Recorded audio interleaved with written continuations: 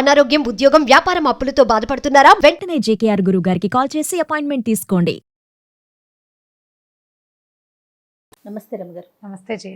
రమగారు, అబద్ధం చెప్పకూడదు, నిజమే మాట్లాడాలి, మనం కూడా అలానే ఉండాలని మనం అనుకుంటూ ఉంటాం, స్టోరీలో చెప్పుకుంటున్నాం, బట్ ఫాలో అవుతూ ఉంటాం కూడా. ఎవరైనా అబద్ధం చెప్తే తెగ ఫీల్ అయిపోతాం.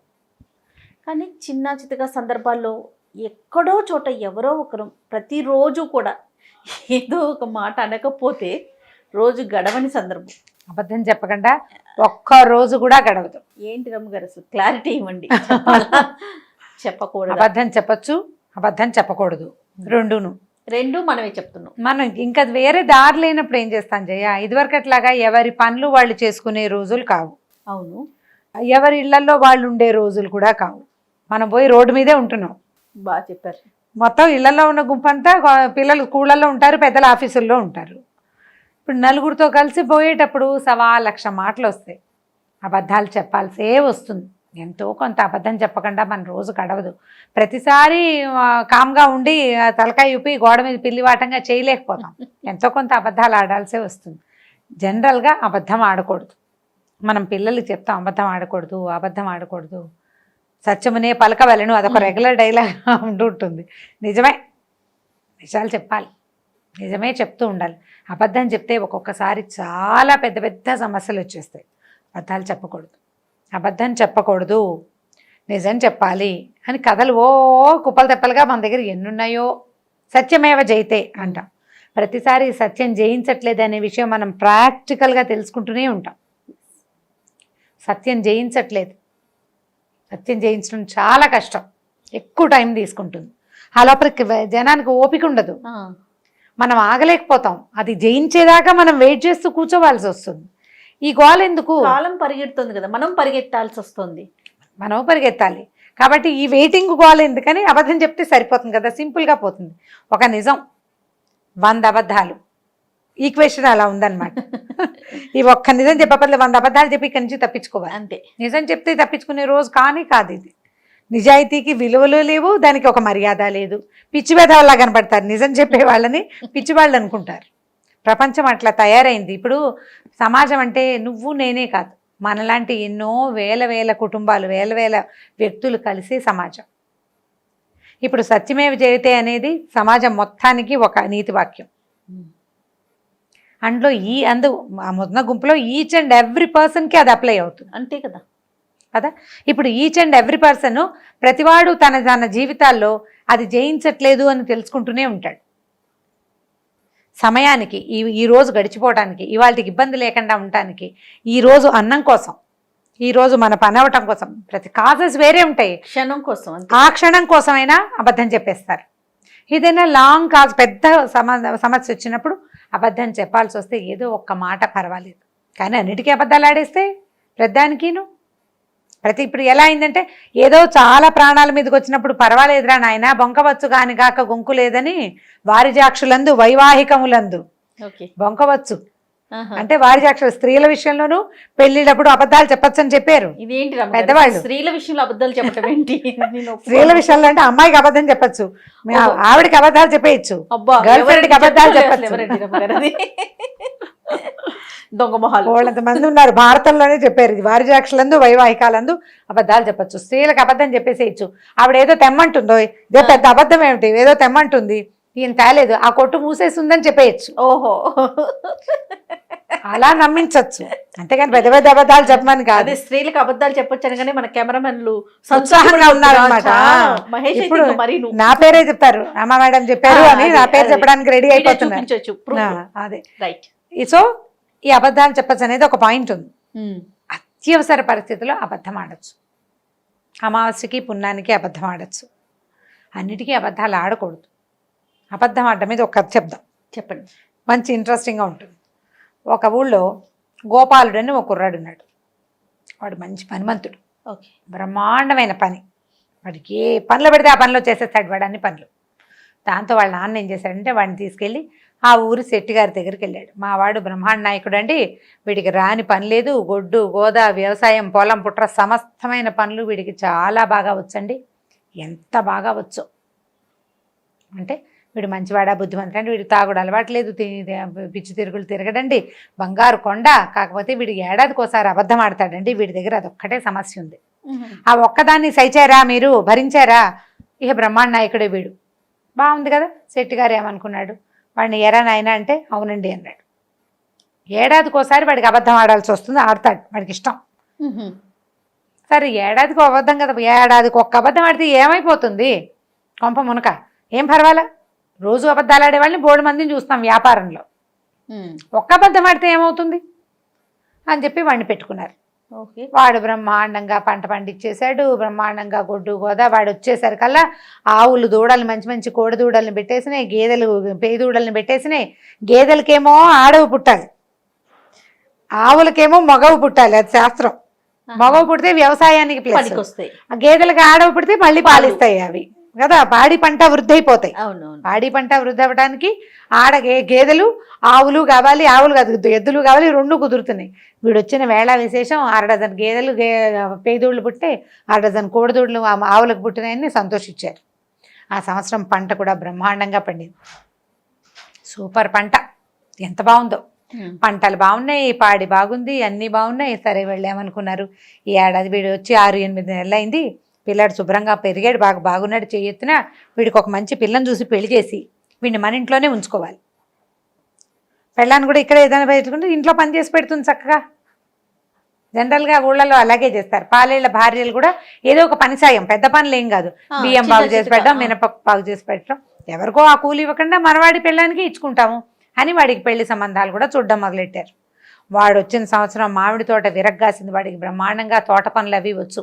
చుట్టూతా చక్కగా పెద్ద పెద్ద కైవారంలో అడుగు ఇవి తవ్వి, చెట్ల చుట్టూతా తవ్వి చక్కగా వరిపట్టు అవి ఇవి తెచ్చి వేసి, అంటే ఎరువులు వేసి బాగా మామిడి పంటను కూడా వృద్ధి చేశాడు. మామిడి తోట, అక్కడి నుంచి మల్లె తోటలనేట, మల్లెపూలు కూడా తెగపూసేసినాయి. వీడు బాగా చేస్తాడు కదా, మంచి పనిమంతుడు. తెల్లవారి 4 లేచాడంటే రాత్రి 11 దాకా వంచినాడు మెత్తకుండా పనిచేస్తాడు వాడు. అంత బ్రహ్మాండమైన వాడు. సూపర్గా ఉంది. సంవత్సరం తిరిగేసరికి ఈ శెట్టి గారికి మామూలు కంటే ఇబ్బడి ముబ్బడిగా పంటలు, పళ్ళు, పువ్వులు, గేదెలు, ఆవులు ఇంటి నిండా బ్రహ్మాండంగా ఉన్నాయి. సరే ఏమైంది, సంవత్సరం చివరికి ఇంకొక 10 రోజులు పోతే వీడొచ్చి ఏడాది అవుతుంది. ఏడాది వచ్చిన సందర్భంలో, అయిన సందర్భంలో వాడికి బట్టలు కుట్టిద్దామనుకున్నారు. అక్కడి నుంచి రేపొద్దున పెళ్లి చేసుకుంటాడు కాబట్టి వీడి ఖాతాలో ఓ 50 రూపాయలు 100 రూపాయలు జమ చేసి పక్కకు పెట్టాలనుకున్నారు. రోజువారీ 3 పూట్ల ఇక్కడే అన్నం తింటాడు, 10 రూపాయలు జీతం. సంవత్సర జీతం వాడికి బోనస్ ఇవ్వాలనుకున్నారు వీళ్ళు. నెలకు 10 అంటే 12 నెలలకి 12 10లే కదా, 120 రూపాయలు. ఇంకొక 120 వేసి వాడి పక్కన పెడితే రేపొద్దున పెళ్ళాం పిల్లలు వస్తే వాడికి బాగుంటుంది, వీడి వల్ల మనకి ఇంత వృద్ధి అయిందని చాలా సంతోషించారు. సరే ఏమైంది, వీడు ఒకరోజు రాత్రి సాయంకాలం చీకటి పడే వేళకి పరిగెత్తుకుంటూ ఇంటికి వచ్చాడు. అయ్యగారు మన చేలోనండి పూరంటుకుంది, చేనంతా తగలబడిపోతుందండి అన్నాడు. అయ్యగారు పరిగెత్తాడు. చేలో మొత్తం ధాన్యం అందులోనే ఉంది. చేను అంటుకుంది, కొద్దిగా అంటుకుంది. ఈయన అక్కడికి వెళ్ళాక వాడు ఈయన ఇద్దరు కలిసి వెళ్ళారు. కలిసి వెళ్ళి సరే ఆ కాస్త ఆరిపారు. అరిచి పరిగెత్తి అలసిపోయానురా, చిన్నగా పూరంటుకుంది అంతే కదా, సరేలే మొత్తానికి దూరం నుంచి చూస్తే నాకు కనపడలేదు రోయ్, చిన్న మంటే ఉంది, నువ్వు చెప్పిన దాని ప్రకారం అంతా అంటుకుపోయింది అనుకున్నాను. నువ్వు అబద్ధం చెప్పావనుకున్నాను రా, నిజమే చెప్పావు, కొద్దిగానే అంటుకుంది, కాస్త గట్టిగా గాలి వేస్తే ఆ పరశురామ ప్రీతి అయిపోయేది. సరే నేను ఇక్కడ కూర్చుంటాను, నువ్వు ఇంటికి వెళ్ళి అమ్మగారిని అడిగి ఏదైనా తాగడానికి జావో ఏదో పట్టుకురారా, రాత్రి కాపలా ఉండి రేపొద్దున దింపేసుకుందాం, నిప్పు అంటుకునేసరికి భయంగా ఉందిరా అన్నాడు. అయ్యగారు ఇక్కడ కూర్చోండి అని కూర్చోబెట్టాడు. అయ్యగారు కూర్చున్నారు. వీడి ఇంటికి వెళ్ళాడు. ఇంటికి వెళ్ళి పరిగెత్తుకుంటూ వచ్చాడు. వచ్చి అయ్యగారు ఇంకేముందండి, మన కొంప కొల్లేరైపోయింది, ఇల్లు గోడ పడిపోయి అమ్మగారు పిల్లలు దాని కింద పడిపోయారండి అన్నాడు. అనేసరికల్లా ఈయన ఏం చేశాడంటే అప్పటికి ఈ వరి పనిచేస్తున్నాడు కదా, ఇవన్నీ కళ్ళని చుట్టూతా పేర్చుకున్నాడు అనమాట. దాంట్లోంచి గబగబా దిగి రాలేకపోయాడు. దడొచ్చేసింది. ఒరే నువ్వు పరిగెత్తరా, రాళ్ళు అవి తీగి నేను వెనకాల నడిచొస్తాను. ఆ మాట వినేసరికి ఆ గడ్డి మధ్యలో ఉన్న వాళ్ళు అంటే సులువుగా గబగబా బయటికి రాలేదు. కాళ్ళు తప్పటి అడుగులు పడతాయి. కొంచెం పెద్దవాడు ఆయన, 50 ఏళ్ళ వాడు, వీడేమో 20 ఏళ్ళ కుర్రాడు కదా. నువ్వు పరిగెత్తుకుంటూ వెళ్ళరా, ఇంటికెళ్ళి రాళ్ళు అవి తీ, చుట్టుపక్కల నలుగురిని పిలువు అని చెప్పాడు. వీడు పరిగెత్తుకుంటూ ఇంటికెళ్ళి అమ్మగారు ఇంకేముందండి, పూరిదిమ్మ మొత్తం కూలిపోయింది, పూరే సంగతి కూలిపోయింది, అయ్యగారు దాని కింద పడి నలిగిపోయారండి అని చెప్పాడు. అయిదా వాళ్ళు పరిగెత్తుకొచ్చారు. ఈ మొత్తం వ్యవహారం అంతా సాయంకాలం కదా జరిగింది. ఈ గడ్డి అంచుకుని ముందు వీడొచ్చి మళ్ళీ వీడి ఇంటికి వెళ్ళి మళ్ళీ వచ్చేసరికి బాగా చీకటి పడిపోయింది. ఈ నడిచి వస్తున్న ఆయన ఈ హైరాన్గా వస్తున్నాడు కదా, పక్కనున్న బురద చెరువులో పడ్డాడు. వస్తూ పడేసరికల్లా ఒళ్ళంతా బురదంటింది. ఆయన మెల్లిగా నడిచొస్తున్నాడు. ఆ బురద దడొచ్చేస్తుంది, నడవలేకపోతున్నాడు. హైరాణ పెళ్ళాం పిల్లలు ఏమైపోతాను ఏడు చేసుకుంటున్నాడు. ఆ ఇంట్లో పెళ్ళాము పిల్లలు చుట్టుపక్కల వాళ్ళంతా లబోదిబోమని ఏడ్చుకుంటూ వాళ్ళు కూడా వచ్చారు. ఈ కుర్రాడు లేడు. వాళ్ళు ఎదురుపడ్డారు. ఎవరో ఇనువంటే ఏమిటి మీ బొంద, నేను సెట్టిని అంటాడు. సెట్ ఇంకెక్కడ సెట్టి గారు చచ్చిపోయాడు, పురిదిమ్మ కూలిపోయిందిట అని వాళ్ళంతా ఏడవటం మొదలుపెట్టారు. నా పెళ్ళాం పిల్లలు చచ్చిపోయి నేను ఏడుస్తుంటే మీరు ఏడుస్తారేంటారా, నేను బతికే ఉన్నానరా మీ మొహాలు మండ అంటాడు. చీకటి అమావాస్య నాటి రాత్రి చీకటి పడిపోయింది. వాళ్ళు ఏడుస్తున్నారు, ఈయన ఏడుస్తున్నాడు. ఒక 10 నిమిషాలు చేరి బాగా పరస్పరం ఏడ్చిన తర్వాత వాళ్ళకి అర్థమైంది ఎదురుకుండా ఉన్నవాడు సెట్టి గారే, ఆయన ఏమి చచ్చిగిచ్చి పోలేదు, వీళ్ళకేదో అయిందని ఏడుస్తున్నాడని ఆయన కూర్చోబెట్టి, బాబు హైరాన్ పడకండి, ఏం జరిగిందంటే మా ఆవిడ పిల్లలు చచ్చిపోయి. ఏం చచ్చిపోయారండి? మీ లోపల ఎవడో ఒక బీడీ వెలిగించడానికి అగ్గిపుల్ల వెలిగించాడు. చచ్చిపోలేదండి, ఇదిగోండి మీ ఆవిడ, ఇదిగోండి మీ పిల్లలు అన్నాడు. ఈ సెట్టి గారిని చూశారు, మొహం కడుకుని చూపించాడు. అంతా ఇక్కడే ఉన్నారు. ఇదేమిటి అందమని ఇక్కడే ఉన్నావు, వాడు ఇలా చెప్పాడు, వాడేడంటే వాడు లేడు, వాడు కనపడలా. ఇంత అబద్ధం ఎందుకు చెప్పాడు వాడు అనేసరికల్లా ఈ లోపల ఆ ఇంత పిల్లాడు ఉన్నాడు సెట్టి గారికి. నానోయ్ వాడు ఏడాదికి ఒక అబద్ధం చెప్తానన్నాడు, ఇంకో వారం తిరిగితే వాడు వచ్చి ఏడాది అవుతుంది, వాడు అబద్ధం చెప్పాడేమో నాన్న అనేసరికల్లా వీళ్ళకు మా కోపం ఒళ్ళు మండిపోయింది. ఇంత మాట చెప్తాడా, ఇంత అబద్ధం ఏమిటి, చచ్చిపోయారని అబద్ధం చెప్తాడా వాడు? సరదా ఎంత సరదా అయితే మాత్రం అబద్ధపు సరదా ఏమిటి, అవసరానికి అబద్ధం చెప్పాలి కానీ సరదాకి అబద్ధం చెప్తే ఎట్లా? ఇదంతా గందరగోళం అయిపోయింది కదా. ఆయనకి గుండాకి చచ్చిపోతే సెట్టి గారు టెన్షన్ తోటి, లేకపోతే ఆ ఇంట్లో పెళ్ళామో పిల్లో ఎవరో ఒకళ్ళు హైరాన్ పడి చచ్చిపోతే టెన్షన్ పడతారు కదా. అక్కడి నుంచి ఊళ్ళో వాళ్ళందరూ నానా తిట్లు తిట్టారు. వాళ్ళ నాన్నని పట్టరండి వాడిని చెట్టు కట్టేద్దామన్నారు. తండ్రిని తీసుకొచ్చారు. నేను ముందే చెప్పాను కాదుటండి వాడి సంగతి, ఒక్క అబద్ధం ఏడాదికి ఒక అబద్ధం ఆడతాడు. మీరు ముద్దు చేసి 2 అబద్ధాలు ఆడించుకున్నారు, మీరు పాడు చేశారు వాడిని బాగా చూశారు, బట్టలు కుట్టించారు, పెళ్ళి అన్నారు, పేరంటం అన్నారు, డబ్బులు నీకు డబల్ ఇస్తామన్నారు. అంత ముద్దు ఎక్కువయ్యేసరికి వాడు 2వ అబద్ధం కూడా ఆడాడు. మీరు చచ్చిపోయారని ఆవిడ చెప్పాడు, ఆవిడ పిల్లలు చచ్చిపోయారని మీకు చెప్పాడు. మీ వల్ల మా వాడు 2 అబద్ధాలు ఆడాడండి, నేను దాకా ఒక్క అబద్ధమే ఆడాడు. శభాష్, మీరే చెడగొట్టారు. వాడిని పనివాడిలా చూస్తుంటే బ్రహ్మాండంగా ఉండేవాడు, ఒక్క అబద్ధంతో సరిపెట్టేవాడు. ఇప్పుడు మీ వల్ల కదా మా వాడు 2 అబద్ధాలు ఆడాడు, కాబట్టి మీరే నాకు డబ్బులు ఇవ్వాలన్నాడు వాళ్ళ నాన్న. ఊళ్ళో వాళ్ళంతా వాడిని చెడదిట్టారు. ఇదేం అబద్ధం నీ బొందా, వాడు ఏంటంటే వాడు ఇక్కడెక్కడున్నాడు, లేచకపోయాడు, గొడవ అంతా బయటకు వస్తే తను తిడతారని. అక్కడి నుంచి మర్నాడు వాడిని వెతికి పట్టుకుని ఈ సెట్టి గారు పట్టుకున్నారు. మరి ఇంత డబ్బులు గలవాడు కదా ఈయన, 4 మనుషులు పంపించి, ఎరా ఇంత అబద్ధం ఆడతావా, ఇట్లాంటి అబద్ధం కాదు ఆడాల్సింది. అబద్ధం ఎప్పుడు ఆడాలి? అత్యవసరమైనప్పుడు, ప్రాణాపాయ స్థితి వచ్చినప్పుడు, నువ్వు తప్పుకునేందుకు ఏ ఆసరా లేనప్పుడు అబద్ధం ఆడి తప్పుకోవచ్చు. అంతేగాని సరదాకి అబద్ధం ఆడకూడదు, అన్నిటికీ అబద్ధం ఆడకూడదు.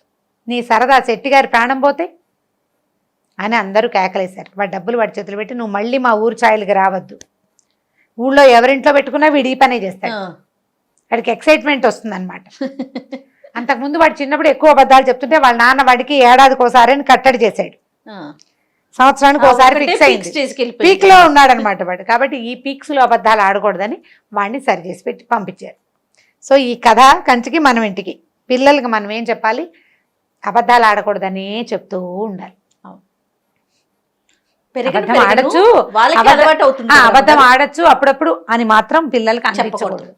మనం అబద్ధం ఆడి వాళ్ళకి దొరికామనుకోండి, ఈ పరిస్థితిలో ఇట్లా చెప్పాల్సి వచ్చిందిరా అని వాడికి పరిస్థితి అర్థమయ్యేటట్టు చెప్పాలి కానీ ఇలాంటి పరిస్థితుల్లో అబద్ధం ఆడచ్చు అని స్టేట్మెంట్లు మాత్రం ఇవ్వకూడదు. అవును,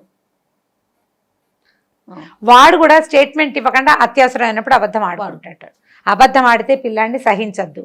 అండ్ రెండోది, తల్లులు కానీ తండ్రులు కానీ అబద్ధాలు ఆడి పిల్లలకి దొరకకూడదమ్మా, దొరకకూడదు. దొరికితే సులువైపోతాం, మనం పిల్లలకి చులకనైపోతాం. దొరకద్దు, దొరకకుండా ఉండడానికి ట్రై చేయండి. దొరికితే వాడికి అర్థమయ్యేలాగా చెప్పండి, బట్ స్టేట్మెంట్స్ ఇవ్వకూడదు. ఇలాంటప్పుడు అబద్ధాలు చెప్పేచ్చిరా అని చెప్పద్దు. అబద్ధం ఆడకూడదు అన్న దాన్ని మెయింటైన్ చేస్తూ ఉంటే కనీసం కొంత రూల్స్ ఏర్పడి ఉంటాయి. వాళ్ళు పెరిగి పెద్ద అయ్యాక ఎప్పుడు అబద్ధం చెప్పాలి, ఎప్పుడు చెప్పకూడదనే విజ్ఞత వాళ్ళకి తెలుస్తుంది. పెద్ద అయ్యేదాకా కనీసం జాగ్రత్త పడండి పిల్లలు. రైట్, చాలా బాగుందండి, స్టోరీ బాగుంది, నీతి బాగుంది. రైట్ రమ్మ గారు, ఇంకొక స్టోరీతో మళ్ళీ కలుద్దాం. తప్పకుండా జయ.